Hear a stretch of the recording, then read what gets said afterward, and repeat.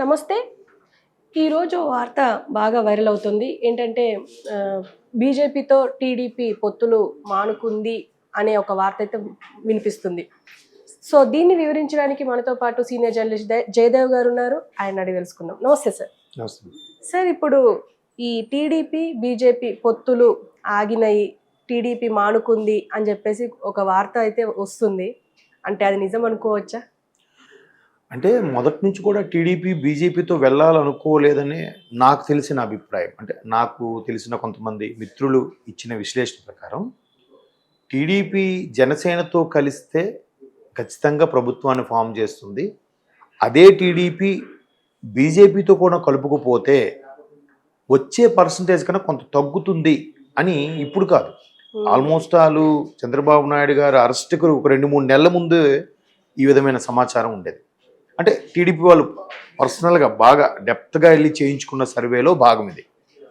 దానికి తగ్గట్టుగానే అప్పట్లో కొన్ని సర్వేలు కూడా చేయించుకుంటే, ఫర్ ఎగ్జాంపుల్ వైసీపీకి 46% ఉంటే టీడీపీకి 47, జనసేనతో కలిపితే ఇంకో 2-3% పెరిగి టీడీపీ గవర్నమెంట్ ఫామ్ చేస్తుందని. అదే ఒకవేళ బీజేపీతో కలిస్తే వైసీపీకి 46 కాదు ఉండేది, టీడీపీకి 45 అయిపోతుందంట. ఎందుకు అయిపోతుంది అని అంటే దానికి కూడా కొంతమంది ఒక విశ్లేషణ చెప్పారు. ఇప్పుడు తెలంగాణలో విడగొట్టడంలో, ఆంధ్ర తెలంగాణ విడగొట్టడంలో మెయిన్ కీ రోల్ పోషించింది కాంగ్రెస్, డిక్లేర్ చేసింది. బట్ దానికి పూర్తి స్థాయి మద్దతు ప్రకటించింది బీజేపీ కదా. పోనీ ప్రకటించింది, బాగుంది. అంటే కాంగ్రెస్ని ఆంధ్రాలో భూస్థాపితం చేశారు ఆల్మోస్ట్ ఆల్. అంటే ఒక్క సీటు కూడా గెలవనివ్వకుండా 2014లో కానీ 19లో కానీ అంటే పూర్తిగా తుడిచిపెట్టుకునేలాగా చేసేశారు. ఎప్పుడు 150 ఏళ్ళ చరిత్ర ఉన్న భారత జాతీయ కాంగ్రెస్ని కూడా కదా. సో మళ్ళాటప్పుడు బీజేపీని కూడా దానికి సపోర్ట్ చేసింది కాబట్టి బీజేపీని కూడా ఆంధ్ర ప్రజలు తొక్కేయాలి కదా. 2014లో అనూహ్యంగా 2 సీట్లు గెలుచుకుంది బీజేపీ. ఆ 2 సీట్లు కూడా టీడీపీ చంద్రబాబు నాయుడు 2 మంత్రి పదవులు ఇచ్చారు, దానికి ఒక స్థాయిలో చూపించారు. అలా చూపించుకున్నప్పుడు అరే 2 సీట్లు గెలిచింది, ఇక్కడ మనం తెలంగాణ సపోర్ట్ చేసినా ఇక్కడ 2 గెలుచుకున్నాము అనే ఆలోచన బీజేపీకి ఉండాలి.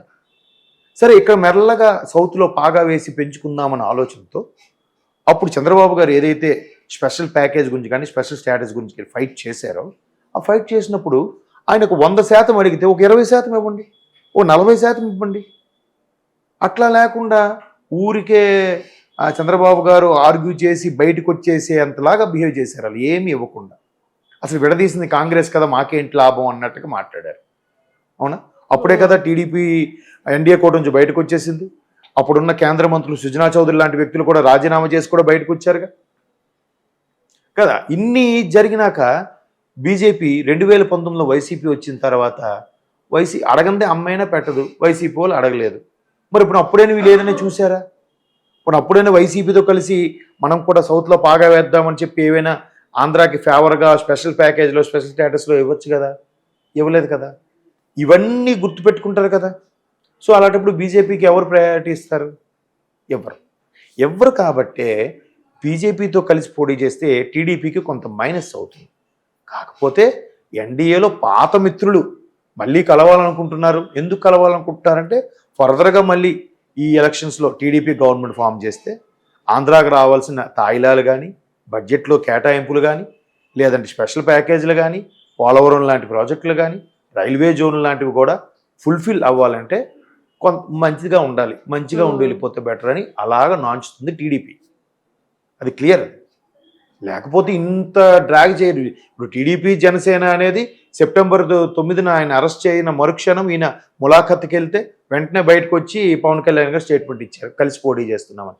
అప్పటికప్పుడు తీసుకున్న నిర్ణయం కాదు, ముందు నుంచి మంతనాలు అవుతున్నాయి. బట్ అది వేదికగా చేసుకుని అనౌన్స్ చేశారు.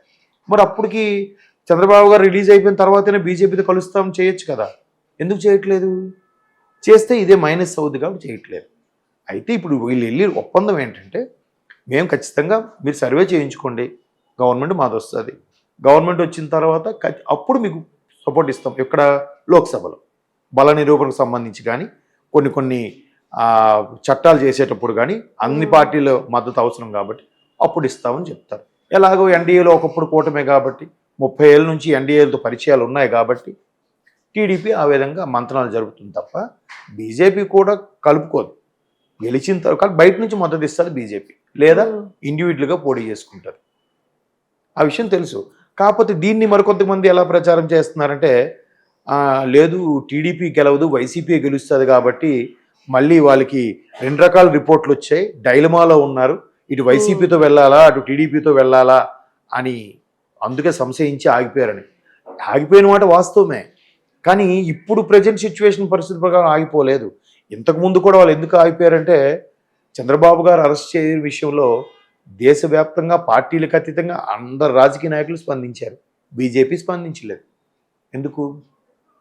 ఇకపోతే జగన్మోహన్ రెడ్డి గారు ఏమన్నారు, నాకు అరెస్టుతో సంబంధం లేదు, నేను లండన్లో ఉన్నాను, ఇది కూడా సెంట్రల్ ఐటీ డిపార్ట్మెంట్ సంబంధించిన వాళ్ళు అరెస్ట్ చేశారు, నాకు సంబంధం లేదు, ఇదంతా బీజేపీదే అని చెప్పి జగన్మోహన్ రెడ్డి గారు కూడా అన్నారు. అప్పుడు బీజేపీ జగన్మోహన్ రెడ్డి గారిని ఖండించాలా? ఖండించలేదు. పోనీ చంద్రబాబు గారిని ఎందుకు అలా అరెస్ట్ చేశారని చెప్పి ఖండించాలా? ఏదీ ఖండించలేదు. అంటే వాళ్ళు కూడా వేచి చూస్తున్నారు, మనకి ఎవడు ఎక్కువ గెలుచుకుంటే ఎవడు మనకు సపోర్ట్ ఇస్తే వాడే చాలు, అదే వాళ్ళ రూల్.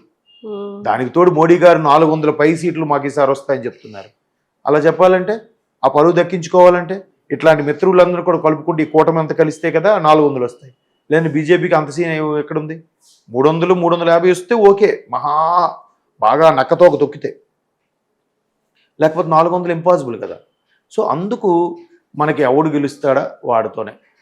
2 అన్నదమ్ములు కొట్టుకుంటున్నారు, 2 అన్నదమ్ములతో మనకు పని ఉంది, ఎవడు గెలిస్తేనే వాడుతూ ఉంటేనే మనకు బెటర్ అన్నప్పుడు ఏం చేస్తాం, ఎవరికి సరిగ్గా సపోర్ట్ చేయడం, ఊరుకోరా కాంప్రమైజ్ చేసేస్తుంటాం అనమాట.